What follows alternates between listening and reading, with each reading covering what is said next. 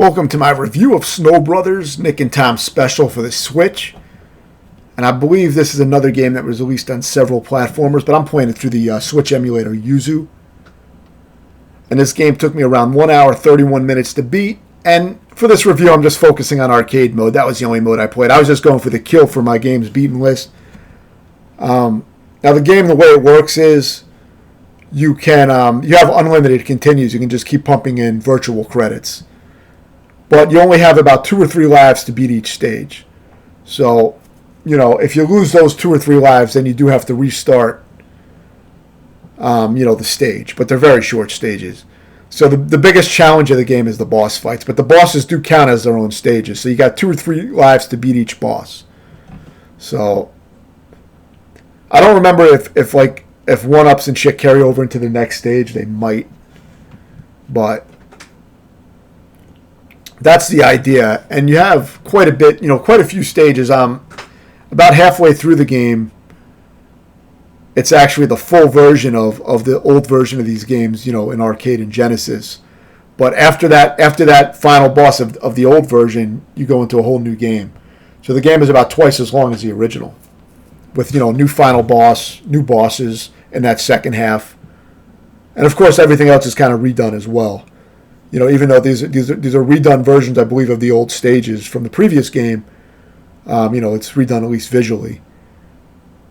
And I think the boss fights are quite a bit different as well. I think so, but I haven't played those in a while.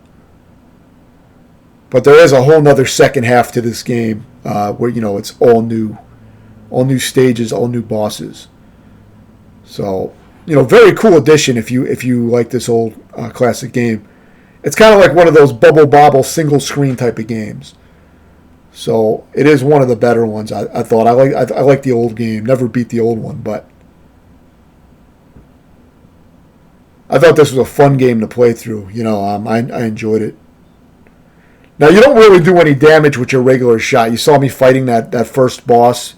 That's not the way to fight him. You don't really want to do that because you won't really damage bosses with your regular shot. The way you damage bosses basically is by, hitting the regular enemies until they turn into a snowball. You rapidly hit them with bullets until they turn into a snowball, and then you push them into shit. So you'll push the enemies into the bosses. And that's pretty much how you attack in the game when it comes to the boss fight. See, that's how you damage them. You're not really going to do damage by shooting them with your little wave shot. So you got to push the enemies into the bosses, which is a very cool mechanic, and it plays very well.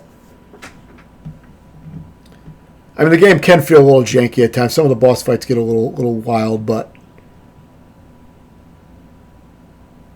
you do get cornered. You have to be careful because you can't jump over some of the bosses. So you got to kind of plan ahead for that. But I thought the fights were cool. It's definitely a fun arcade-style game, and very forgiving in this version, like I said. Not too difficult. I mean, there are a few boss fights that are a little challenging, but final boss can be tough without, exploiting your position a little bit. If you try to fight it normally, it's quite difficult, but you can pull some bullshit. Most of the stages are very simple to beat since you have 2 or 3 lives to beat them, so you can just keep trying. And then this is the final boss of the original game. But in this version, it is just the halfway point of the game. So I thought that was cool. They added a whole nother game's worth of content, which is very cool. So for the arcade mode, I don't remember exactly how many stages there was. Maybe we'll see in this review.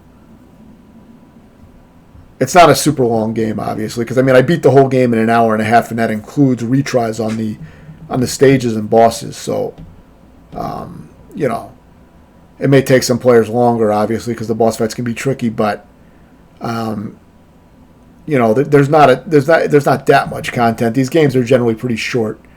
Even when there's like 99 stages or whatever, most of the stages are super short. The way you beat a stage is by clearing out all enemies on the screen, and you can roll the enemies into each other just like you do to attack the bosses. Same type of mechanic. Now, if you set the stages up perfectly, in a lot of cases you can do a single roll and take out all the enemies. I think some of the stages are set up so you can do that. by rolling one enemy in the right position. But, unless you know that, you'll just be fighting normally. This was a tedious boss fight, kind of irritating. These enemies take a lot of hits, and there's a lot of bullshit to deal with. So this was one of the harder ones. Not a great boss fight. Not one of the better ones, but it is one of the little bonus fights that you get in the second half of the game that wasn't in the original game. So that's cool. But it was one of the weaker boss fights. I didn't think it was the best one. But I mean, it's not bad. But it does feel like kind of a mess. So floor 80. So I guess the game has 80 floors, the 80th one being the final boss. Because this is the final boss fight. So I'm going to show this in its full fucking, glory. But it's mainly pulling some positioning bullshit in this top left corner. If you don't do that, it feels pretty cheap. Though I'm sure there's a way to play it well. It just feels kind of difficult to read what exactly you would be doing,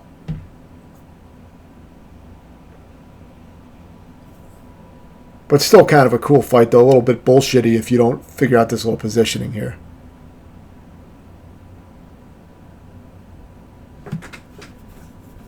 I do like that flash art style. Looks cool in this. It reminds me a little bit of the new Ghosts and Goblins Resurrection, which is not my favorite art style, but I did really enjoy that game. So, I think the art style, it looks okay, It's definitely detailed, but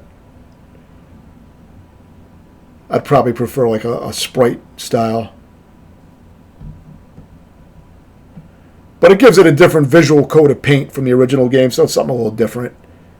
So I do appreciate that. But yeah, this boss fight, not great. It's kind of irritating, but you're seeing it.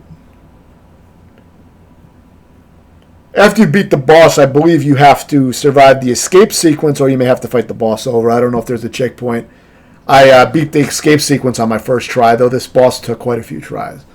I did look up a video, and then I saw, okay, I can stay up in that corner up there. But yeah, the escape sequence was very easy, but of course, if you fuck it up, it could be irritating. You got to fight the boss again, possibly. I'm guessing there's not a checkpoint here, but I'm not sure. You have some assholes throwing shit at you as you're trying to get up here. It is one-hit deaths, but like I said, you do get a few lives. You get 2 or 3 lives to beat each stage.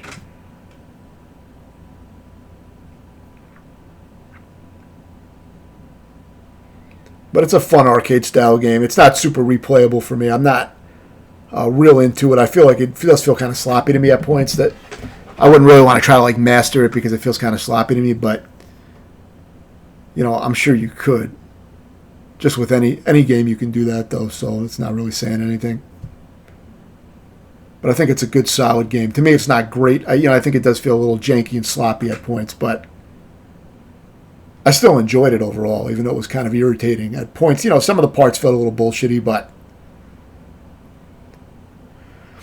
that jump is a little anal, I guess. But overall, it was kind of a fun, solid game, but definitely nothing great for me anyway. So for me, this is a 7 out of 10. And once you beat that boss, then that's it. You're done at that point. But there are some other modes. I haven't even experimented with them because I was just going for the kill. So I didn't even try out the other modes. But there may be some replay there if you're interested in the other modes.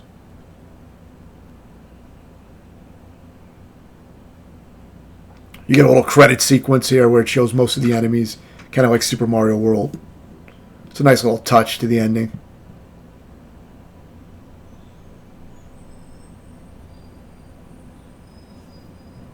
But yeah, it's kind of a fun, mostly mindless kind of game unless you're trying to, do a 1cc or some shit. So yeah, if you have any questions, let me know, and thanks for watching.